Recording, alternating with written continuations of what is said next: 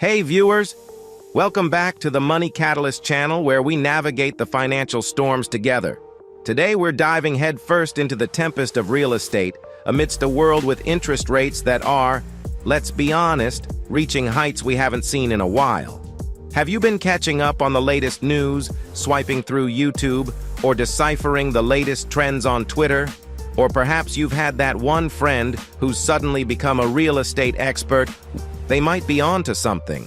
Between January 2022 and October 2023, the average rate for a 15-year fixed-rate mortgage has gone from a cozy 2.3% to a whopping 6.5%. That's not just a step, it's practically a quantum leap. Now, if you've been contemplating jumping into the real estate game or diligently stacking up those down payment dollars, you're probably left pondering a crucial question. Should you grab the keys to your dream home now? Or is it smarter to hang tight until those mortgage rates decide to take a chill pill? While current mortgage interest rates are elevated, the future trajectory remains uncertain. There is a possibility of further increases, particularly if the Federal Reserve decides to raise the federal funds rate. It is a known fact that housing prices tend to appreciate over time. Hence, acting now allows you to secure a property at the current price level before potential future escalations. If interest rates happen to decrease in the coming years, you have the option to refinance for a more favorable rate. Additionally, the current market conditions characterized by higher interest rates translate to a reduced pool of buyers. This, in turn, means less competition when submitting offers, potentially benefiting your negotiation position. However, it's crucial to emphasize that the decision to buy a house should align with your financial preparedness. Assessing your financial readiness is essential. Let's delve into the key indicators to determine if you are well-positioned to embark on the journey of home ownership. 1 is a debt-free status. Ensure you've paid off all consumer debts, including student loans, credit card payments, and car notes.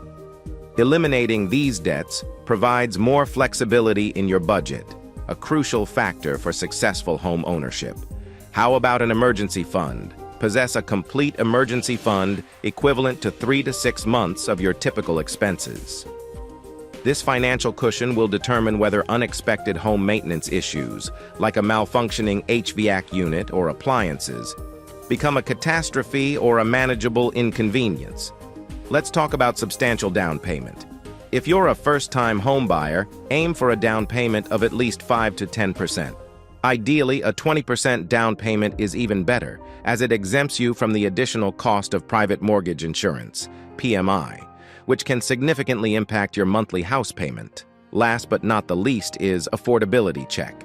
Ensure that the monthly payment, covering principal, interest, homeowner's insurance, and HOA fees on a 15-year fixed-rate mortgage, does not exceed 25% of your take-home pay.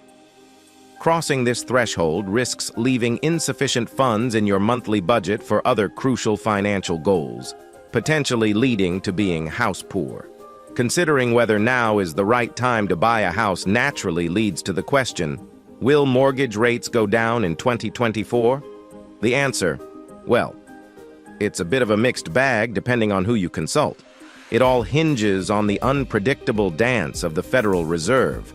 Will they raise rates, keep them steady, or perhaps bring them down?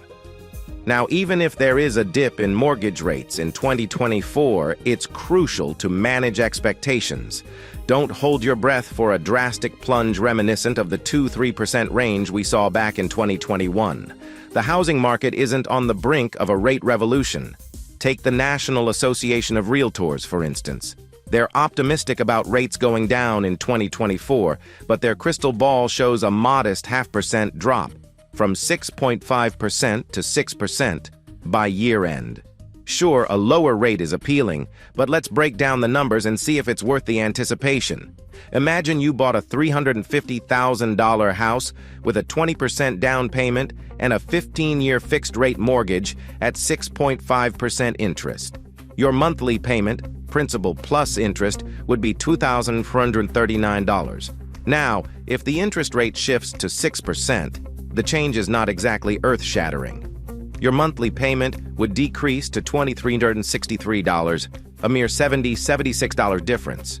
So, as we navigate the decision to buy a house and ponder the mortgage rate landscape, it's essential to weigh the potential benefits against the practical impact on your bottom line. Waiting for a marginal drop may not be the game changer we hope for. Don't forget to click the like button if you are enjoying this content. So, diving into the mortgage rate scenario and whether to wait for potential decreases in 2024, it's crucial to understand the broader picture. The Federal Reserve's influence plays a significant role in this dance, prompting the question, why is the Fed raising interest rates? Well, the Fed's playbook involves raising interest rates to nudge people toward borrowing less, spending less, and saving more, a strategic move aimed at putting the brakes on inflation. It's like a financial maneuver to cool things down a bit. Now, here's the interesting part. While the Fed doesn't dictate the interest rates on loans, they sway the commercial banks indirectly. They set the federal funds rate, which is the interest banks charge each other for overnight loans. This rate ripples through the financial landscape, affecting most other interest rates, including mortgages. In practical terms, when the Fed hints at raising rates, banks often preemptively adjust their rates to safeguard their profits. This preemptive action is why mortgage rates increased in early 2022, even before the Fed officially started the rate hike. It's a bit of a financial domino effect. Now it's understandable that nobody enjoys the idea of interest rates going up. However, the takeaway is this. While you may end up paying a bit more for a house now compared to a few months ago, it's not the apocalypse. It's still a great time to buy or sell. And if you've got a fixed-rate mortgage locked in, you're in a good position. Remember, the Fed's moves shouldn't dictate your every financial decision. Sure, securing a low mortgage interest rate is savvy, but that doesn't mean you have to put life on hold.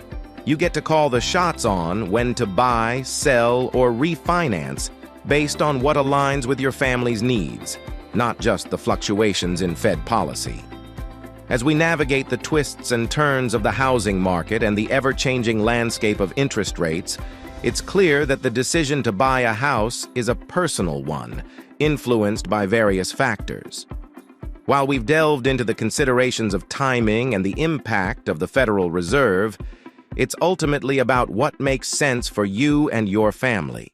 Don't forget to hit that like button if you enjoyed the insights shared, and make informed decisions. And we look forward to catching you in the next one. Thanks for watching.